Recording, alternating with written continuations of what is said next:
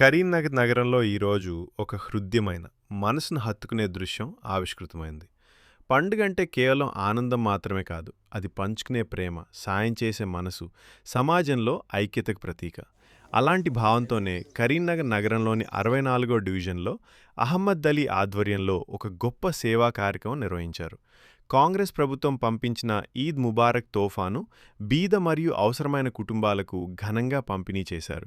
ఈ కార్యక్రమం కేవలం ఒక పంపిణీ కాదు, ఇదొక భావోద్వేగం, ఒక బాధ్యత, ఒక మానవతా సందేశం.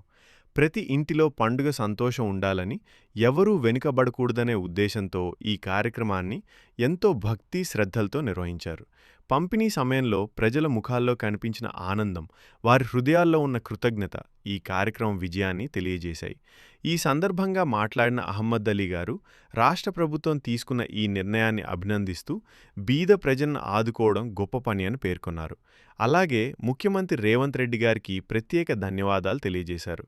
పండుగ ఆనందం ప్రతి ఇంటికి చేరాలంటే ఇలాంటి కార్యక్రమాలు చాలా అవసరం అని ఆయన అన్నారు. ఈ కార్యక్రమంలో స్థానిక ప్రజలు పెద్ద సంఖ్యలో పాల్గొన్నారు. ముస్లిం సోదరులు మాత్రమే కాదు, అన్ని వర్గాల ప్రజలు కలిసి ఈద్ శుభాకాంక్షలు పంచుకోవడం ప్రత్యేక ఆకర్షణగా నిలిచింది. చిన్న పిల్లల నుండి పెద్దల